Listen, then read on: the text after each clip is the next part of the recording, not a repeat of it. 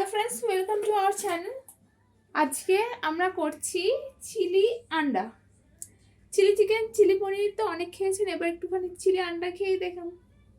আচ্ছা, এর জন্য আমরা কি করেছি, একটা বাটির মধ্যে একটু সাদা তেল লাগিয়ে নিয়েছি। লাগানোর পরে এর মধ্যে 3টে ডিম জাস্ট রেখেছি। এবারে এটা আঙুল দিয়ে এইভাবে একটুখানি ফেটিয়ে নেব।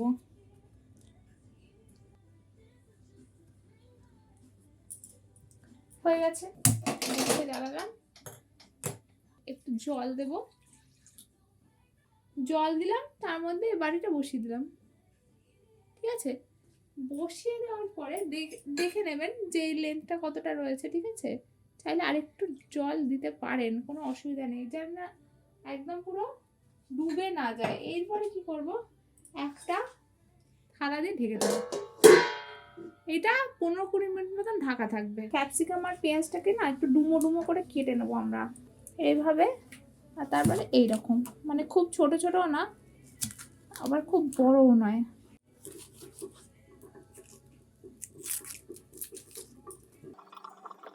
কিউব করে কাটবো আমরা, এই এই ব্যাস 4টে কিউব।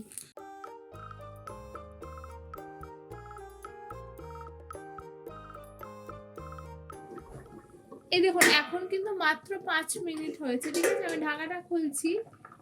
এইটা কিন্তু দেখতেই পাচ্ছেন উপর থেকে কিন্তু জল জল রয়েছে, তার মানে কিন্তু এটা হয়নি। ঠিক আছে, এইটা যখন হবে তখন ফুলে একদম পুরো উপরটা শক্ত মতন হয়ে যাবে। সেই জন্য আমি 15 মিনিটই বললাম, 15 মিনিটই দরকার। সুন্দর ফুলে গেছে, এই দেখুন। ঠিক আছে, এবার এটাকে আমরা একটা সাইডে রেখে দেবো কিছুক্ষণের জন্য। ঠান্ডা হলে তারপরে এগুলোকে চৌকো চৌকো করে পিস পিস করে কাটবো। ততক্ষণ আমরা চিলি আন্ডার গ্রেভিটা বানাতে থাকি।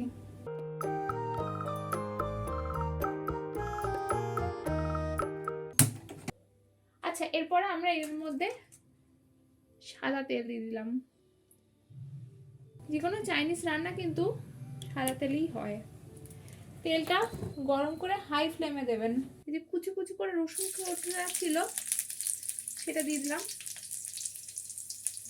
এটা হচ্ছে বেসটা বানাচ্ছি। এবার সঙ্গে শুকনো লঙ্কা দেবো একদম কুচকুচি করে। আপনারা ঝাল কেমন যেমন খান সেরকম অনুযায়ী লঙ্কাটা দেবেন।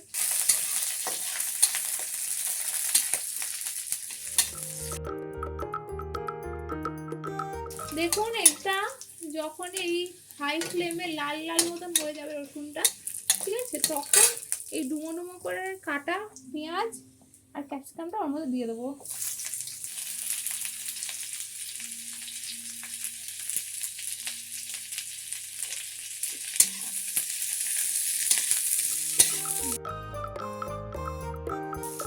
কম পরিমাণে নুন দিচ্ছি, অল্প একটুখানি চিনি দিলাম, তাতে টেস্টটা খোলে ভালো। হয়ে গেছে, এইভাবে নাড়াতে থাকবেন।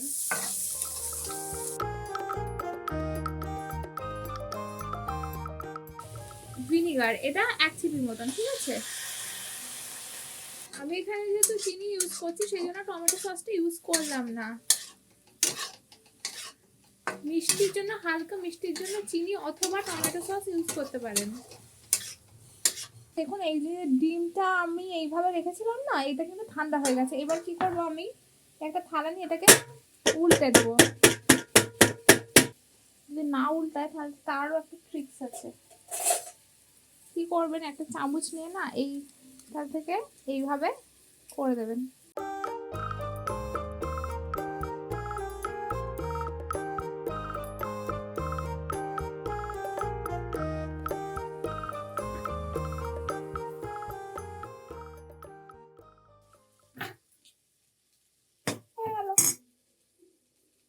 কাটাই ছিল, ব্যাস, এই যে পনিরের মতন সুন্দর টুকরো টুকরো হয়ে গেছে। এগুলো এক এক করে আমরা এর মধ্যে দিয়ে দিচ্ছি।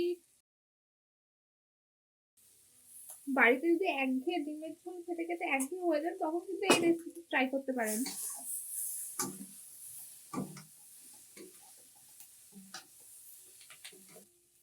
এর মধ্যে আমি না জল দিয়ে দিলাম, 1/2 কাপ মতন জল দিয়ে দেবেন।